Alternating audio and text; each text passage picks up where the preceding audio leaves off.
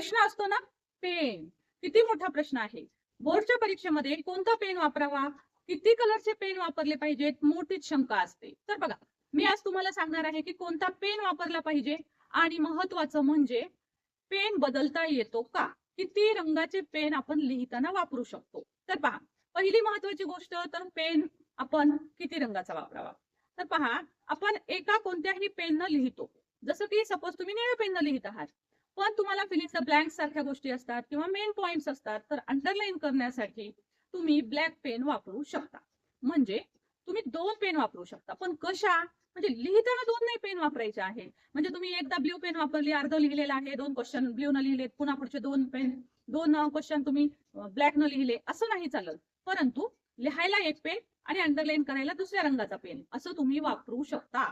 हा गैरसमज दूर करा. मी एक बोर्ड एक्झामिनर आहे, त्यामुळे मला या गोष्टी माहिती आहेत.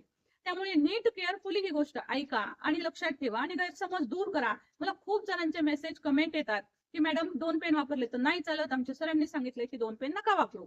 परंतु दोन पेन वापरू नका याचा तुम्ही गैरअर्थ घेता. सो लक्षात ठेवा, दोन पेन वापरू शकता, परंतु एक पेन पूर्णतः लिहिण्यासाठी वापरा, सपोज ब्ल्यू, तर अंडरलाईन करायला ब्लॅक वापरा.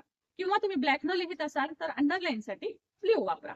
आता पेनचा कलरचा डाऊट तुमचा क्लिअर झाला असेल. आणि काहींना असं वाटतं की ब्लॅक पेन जो आहे तर तो मॉडरेटर पण वापरतो. तो यस, करेक्ट आहे. मॉडरेटर सुद्धा ब्लॅक पेन वापरतो, परंतु मॉडरेटर तुमचे क्वेश्चनचे आन्सर चेक नाही करत. ओके, त्याला क्वेश्चनचे आन्सर चेक करायचे नसतात, तिथे त्याला राईट वगैरे करायचं नसतं. सो त्याच्या सगळ्या ज्या ड्युटीज आहेत त्या वेगळ्या आहेत. त्याने काय करावं काय नाही हा भाग खूप वेगळा आहे. पण त्यांना तुमच्या पेपरवर राईट करायचं नाहीये, त्यामुळे तुम्हाला त्याचा प्रॉब्लेम येणार नाही की तुम्ही ब्लॅक न लिहिलं आणि मॉडरेटर ब्लॅक वापरतो. नो प्रॉब्लेम ऍट ऑल, जरी तुम्ही ब्लॅक पेन वापरला तरी सुद्धा. ओके, आता दुसरा प्रश्न की बाबा लिहिताना पेन कोणता वापरावा. बरेच जण म्हणतात जेल पेन वापरावा का. तर लक्षात घ्या, जेल पेन वापरू नका, बॉल पेन वापरा. बॉल पेन वापरा. जेल पेनने तुमच्या पेन जे आहेत, पेजेस जे आहेत, त्याच्यावर जर चुकून एखाद्या वेळेस पाणी पडलं तर ते पसरू शकतात आणि मग तुमचा पेपर लिहिलेला जो आहे त्या मार्कांवर परिणाम होऊ शकतो.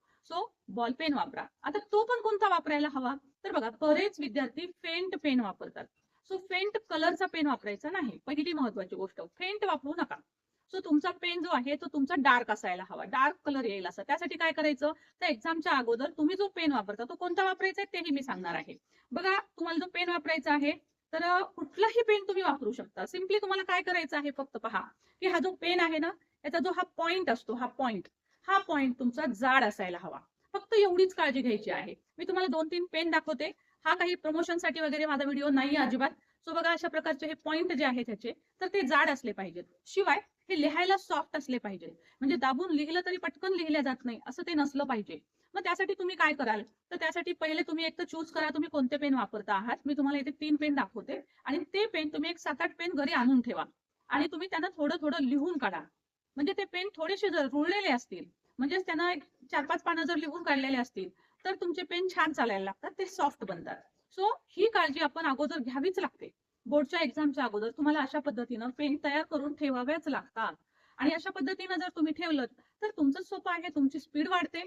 त्यामुळे स्पीड वाढण्यासाठी योग्य पेन जरूर वापरा. आता बघा, आता महत्वाची गोष्ट कोणती आहे, मग पेन कोणते वापरायचे, कोणते कोणते, तर बघा, इसा इसा टॅक्वा हा पेन पण खूप सुंदर चालतो. बिलकुल प्रमोशन नाहीये. सो तुम्हाला जे पेन चांगले वापरतात, मुलं सुद्धा वापरतात, पहा, हा डॉम्सचा पेन आहे, इनेक्स्ट्रा 0.7, डॉम्स इनेक्स्ट्रा 0.7. सो हा पेन पण तुम्ही वापरू शकता. त्याचबरोबर तुम्ही ओएक्सचा दाखवलं मी तुम्हाला, इसा टॅक्वा हा पण एक पेन तुम्ही वापरू शकता. सो याच्या निब मी तुम्हाला दाखवले, याचे टोकं तुम्हाला दाखवले मी, की ते कसे जाड असतात आणि हे सॉफ्ट पेन आहे. सो किंवा बटरफ्लोचा पेन सुद्धा सॉफ्ट असतो. फक्त बटरफ्लोचा थोडासा प्रॉब्लेम असा येतो की त्याची शाई, जर तो अर्धा पेन वापरला तर त्याची शाई पेन पेजवर जी आहे ती पसरायला लागते. सो अर्धाच वापरायचा आणि त्यानंतर पुन्हा नाही वापरायचा, अर्धा होईपर्यंतच वापरायचा. असं केलं तर बटरफ्लो सुद्धा वापरू शकता. सो पेन कोणतीही वापरा, ब्रँड नेम वगैरे इम्पॉर्टंट नाहीच आहे. महत्वाचं काय आहे, तो डार्क असला पाहिजे, तो थोडा रुळलेला असला पाहिजे आणि त्याचं टोक जे आहे ते जाड असलं पाहिजे.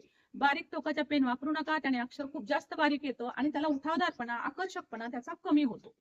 सो बघा, अत्यंत महत्वाची अशी मी तुम्हाला पेन बद्दलची माहिती दिली. अजून एक महत्वाचा पॉइंट राहिला, तो म्हणजे पेन मध्येच बंद पडला तर काय करावं, दुसरा पेन घेता येतो का, दुसरा पेन घेतल्यावर एक्झामिनरची साईन घ्यावी लागते का, वगैरे वगैरे. तर आता पूर्वी हा रूल होता की पेन जर बदलावा लागला तर एक्झामिनरची साईन घ्यावी लागत होती, परंतु आता असं नाहीये. सो आता तुम्ही एक्झामिनरची साईन नाही घेतली तरी चालते. सपोज तुमचे 3 प्रश्न लिहिणं झाले, पेन बंद पडला, तुम्हाला पेन बदलायचा आहे, you can change it. Okay, without taking the sign of invigilator. So त्यांची साईन घ्यायची सरांची गरज नाहीये तुम्हाला, आणि तुम्ही तुमचा पेन चेंज करू शकता. ओके, फक्त अर्ध ब्लॅकने लिहिलं असेल तर पुन्हा मी काही होत नाही म्हणले मॅडम म्हणून मग मी ब्ल्यूने लिहायला सुरुवात केलं, असं मात्र चालत नाही. सो छोटासा पॉइंट होता, परंतु शंका खूप महत्वाच्या आणि मोठ्या होत्या. स्पीड वाढते याने, त्यामुळे हे पॉइंट जरूर लक्षात ठेवा. व्हिडिओ जरूर शेअर करा. आणि हो, आपल्या चॅनलवरचे इंग्लिश ग्रामर, उपयोजित लेखन, मराठी सारखे हे सर्व व्हिडिओ तुमच्यासाठी आहेत. सो खूप खूप महत्वाचे 5-5 मार्कांचे प्रश्न आणि छोट्या छोट्या हॅक्स, ट्रिक्स तुम्हाला मी सांगत असते. सो जरूर आपलं चॅनल पहा. नवीन असाल तर सबस्क्राईब करा, लाईक करा. Thank you so much for watching. Thank you.